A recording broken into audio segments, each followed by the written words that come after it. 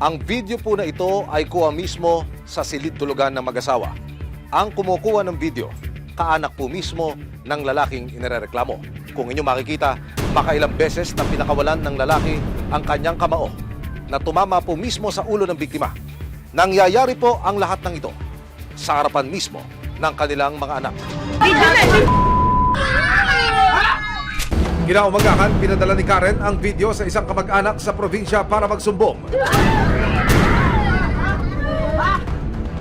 Nang i-post ng kaanak ni Karen ang video sa social media, napanood ito ng kanilang tiyakin na itatago namin sa pangalang Gloria. Ako talagang nagigigil ako, talagang gustong-gusto ko ng rumiskyo, kaso lang gabi na. Sa pag-asang madampot agad si Eddie, tumawag sa Magalang Municipal Police Station ang kapatid ni Karen. Tumawag po sa amin regarding po na yung kapatid po niya ay sinasakdan daw po ng live-in partner niya po. Tinawagan po namin yung police doon sa area po na yon para po i-verify kung ano pong nangyayari po talaga. Para mas malinawan sa nangyari, nakipag-ugnayan ng mga pulis sa barangay kung saan nila inimbitahan sina Eddie, Karen at kanilang mga anak. After po nun, nakipag-coordinate po sila sa barangay po at naisama naman po nila yung suspect dun sa kwento po ng victim po. Meron po silang madalasan na hindi pagkakasunduan po. Wala na po siyang balak i-pursue po yung criminal case against po dun sa live-in partner po niya. Ano po ang nag-udyok sa inyo para ho iatras na lang yung demanda? Para lang po sa mga anak namin.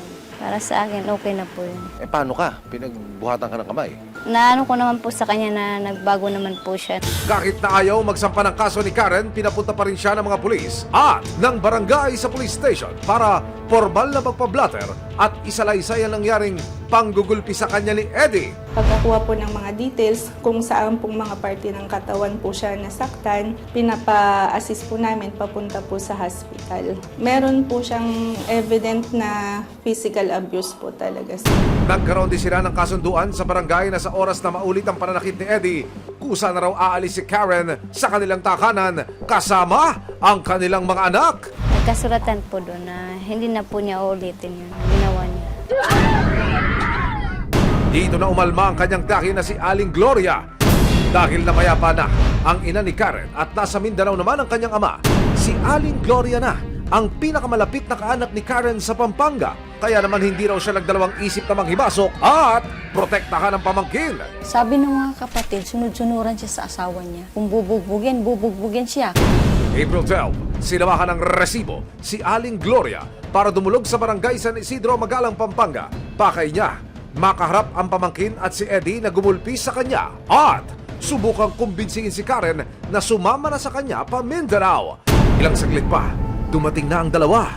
Hindi napigilan ni Aling Gloria na maawa sa kalagayan ng pamangkin. Naawa ako kasi payat na payat. Nung nakita ko yung lalaki, Diyos ko po, parang gusto ko nang bugbugin. Maya-maya pa, nagsimula na ang pag-uusap ni Aling Gloria at nina Eddie at Karen. Tanong ko lang, bakit mo naman nagawa sa pamangkin ko?